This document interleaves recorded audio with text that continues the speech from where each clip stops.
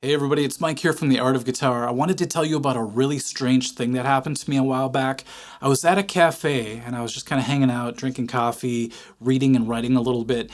And over the PA system, they were playing classic rock that day. And so all of a sudden 38 Special came on, and it was a song called If I'd Been the One. I heard it my whole life, but I realized I didn't know what the title was. So I looked it up on my phone, and it surprised me because I always thought it was actually called Can You Read My Mind? Here's how it goes. So I was happy to have solved that mystery, but then a few songs later, they started to play Tom Petty and Stevie Nicks. The song is called Stop Dragging My Heart Around. I remember when we were kids, we called it Stop Dragging My Fart Around. We were very clever. No, we weren't. But right before the vocals come in, I heard this lick. And I was kind of freaked out because I heard that same 3-note sequence in this song that I heard in the 38 Special song. So all of a sudden I started to feel like I was in the Twilight Zone or like a Black Mirror episode. So it was just, I was in one of those weird moods. Things get even crazier. So what I was actually writing at that cafe was a list of Heart songs that I was going to use in an upcoming video called Are These Heart's Heaviest Riffs? And on that list is a song that not a lot of people actually know about. It's called Black on Black 2. And it's a super heavy song. It actually has a riff that sounds a little bit like Barracuda. But guess what starts the song off?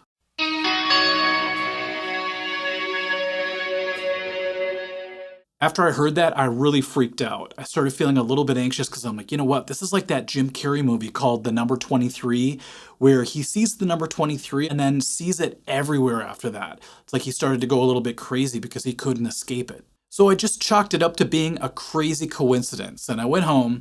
The next day I woke up, and recommended to me on my feed was a video by Jared Dines, and it was one of his solo collaboration videos. And I clicked on it, and guess what the very first guitar player played? It wasn't the second guitarist, it wasn't the 15th guitarist, it was the very first one that played that very same 3-note sequence.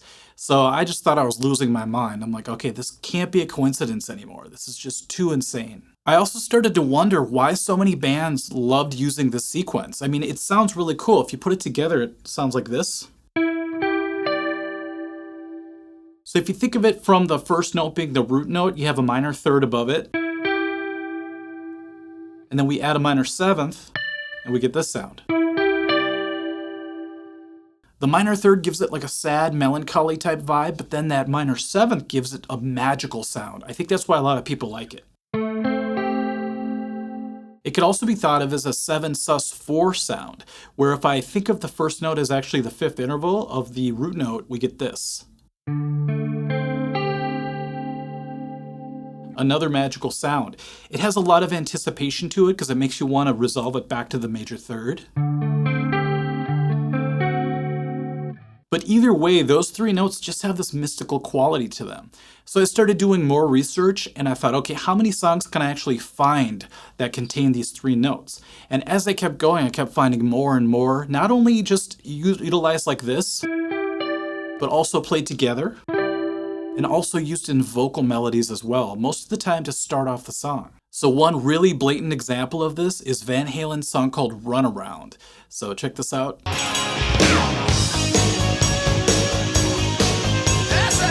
Another one that was suggested to me in a live stream is the song called Love Like Blood by Killing Joke. I'm so glad they recommended this song because it's actually a really cool tune that I haven't heard before, but here's how it goes.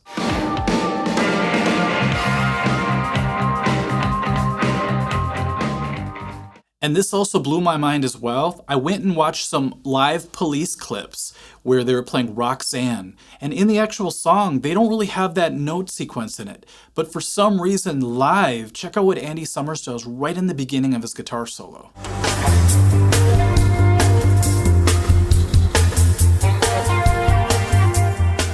Isn't that crazy? So then I kept going down the rabbit hole, and I realized that Alex Lifeson uses it quite a bit.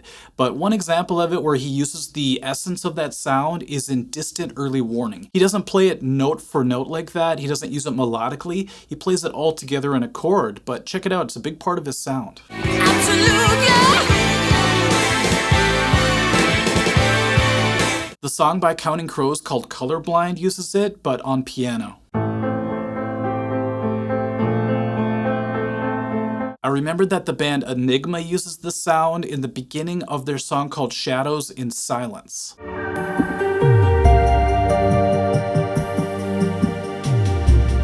By the way, if you've never heard Enigma 3 all the way through, I highly recommend it. It's a great album to chill to. How about the beginning of Jane by Jefferson Starship?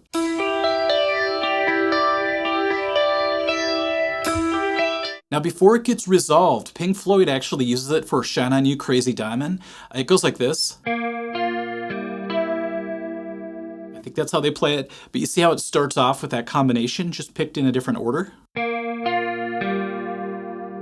Then it resolves, just like we talked about earlier.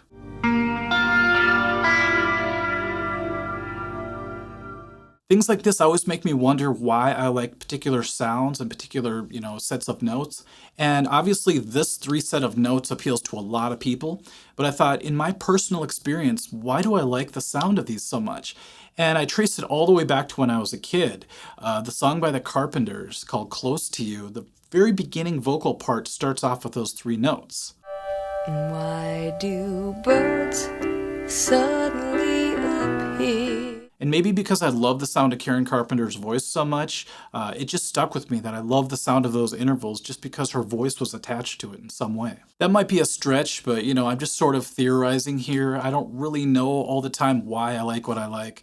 It's also the first 3 notes of the melody for Summer Breeze.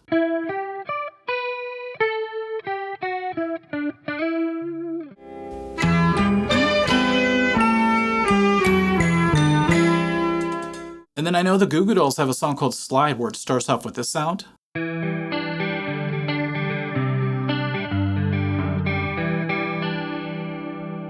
There it is again. Okay, now for the clincher. When I was writing this out at the bookstore, once again, I was at the cafe, I was trying to write out this video idea. So I always like to put the song sequences and some of the things I wanted to mention. And in my headphones, suddenly the song Time After Time came on by Cyndi Lauper. And I thought, wouldn't that be funny if this interval was actually in this song? And as I listened to the verses and the intro, I'm like, okay, it's probably not in this song. But then the guitar part comes in, and listen to this.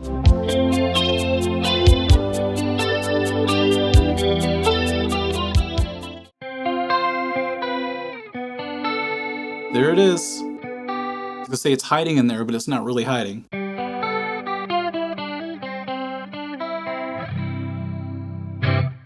Now, I'm not sure if I'm onto something or on something, or if it's just an example of the Bader-Meinhof effect, which I heard about. And that's where, like, when you buy a new car and all of a sudden you notice a lot of people have that same car all of a sudden. Just the same as that movie, The Number 23 with Jim Carrey as well. All of a sudden you just notice it everywhere. So that's probably what happened with this series of notes. But in the comments section, if you guys want to let me know if there are any other songs, melodies, solos, anything like that, that highlight this sound of that series of 3 notes, that'd be really cool to read about, because I know I'm missing a whole bunch. Alright everyone, thank you for watching this kind of strange video, but I had to get this out there and just ask for your help in identifying more songs with these notes, and I look forward to reading them. So we'll catch you at the next video. Thank you. Bye-bye.